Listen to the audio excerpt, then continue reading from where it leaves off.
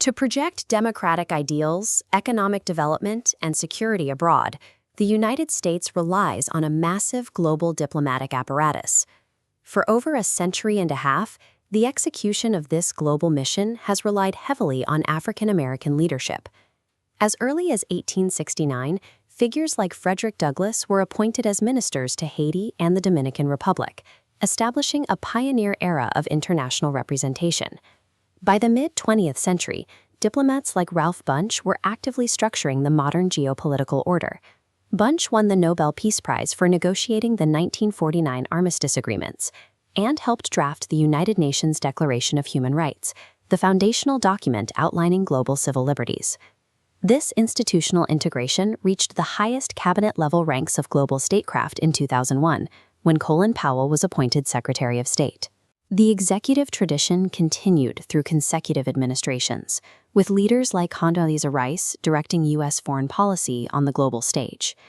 While these diplomats architected global economic and democratic systems, the demographic communities they represented back home faced structurally engineered economic exclusion. This disconnect transforms the racial wealth gap into a specific kind of institutional vulnerability, one that undermines the credibility of the very systems these diplomats were sent to build. To understand the severity of this vulnerability, we have to look at domestic macroeconomics.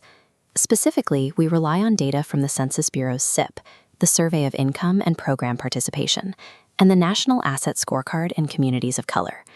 Economists traditionally measure the racial wealth gap using top-line net worth, the total value of everything a household owns minus its debts. This animated bar chart shows the baseline median net worth across demographics.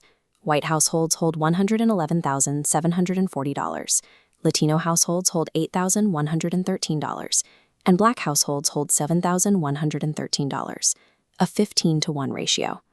However, top-line net worth creates an illusion of daily stability.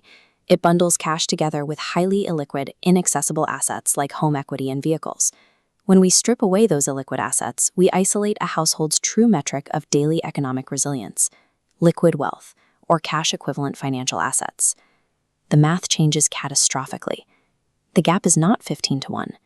White households hold $23,000 in liquid wealth. Latino households hold $340. Black households hold exactly $200. With a reserve of only $200, a household cannot navigate standard economic friction. A single medical bill or car repair becomes an immediate insolvency event. Viewing the racial wealth gap solely through top-line net worth masks the true structural fragility of the economy. The actual crisis is a systemic liquidity deficit. True financial security relies on a simple economic principle: asset diversification across multiple financial vehicles. This matrix illustrates the composition of a standard white household portfolio, fragmented into distinct asset types.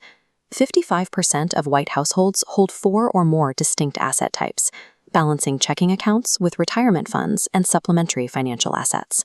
When we examine African American and Latino households, the portfolio collapses into a highly restricted model containing only 1 or 2 asset blocks.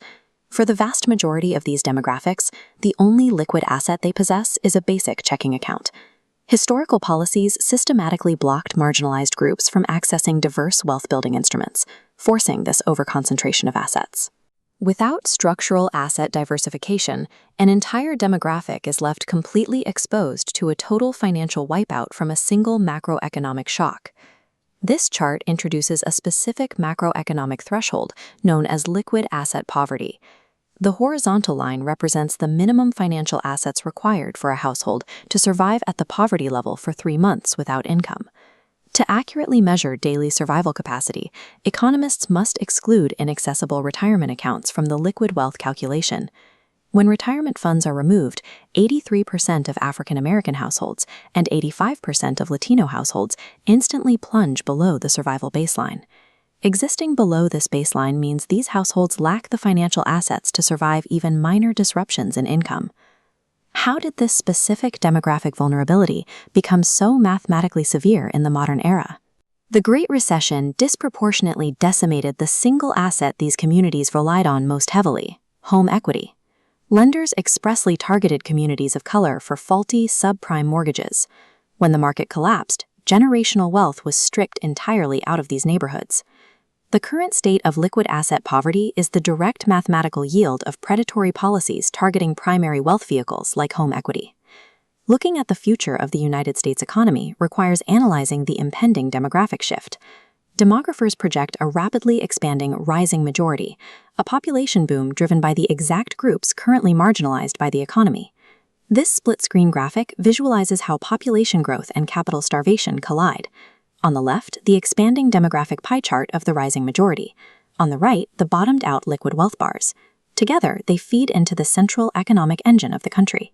An economy requires a consumer base with liquidity to purchase goods, start businesses, and drive innovation. As the illiquid demographic data fills the fuel gauge, the engine stutters and stalls out. This looming domestic engine failure stands in sharp contrast to the global power projection we examined earlier. The United States continues to deploy diverse diplomatic leadership to navigate a complex global economy, while simultaneously allowing its domestic economic base to atrophy. The United States cannot sustain its global economic hegemony if the absolute majority of its future population remains steeped in liquid asset poverty. Ensuring the liquidity of the rising majority is the most urgent national economic security mandate of the 21st century.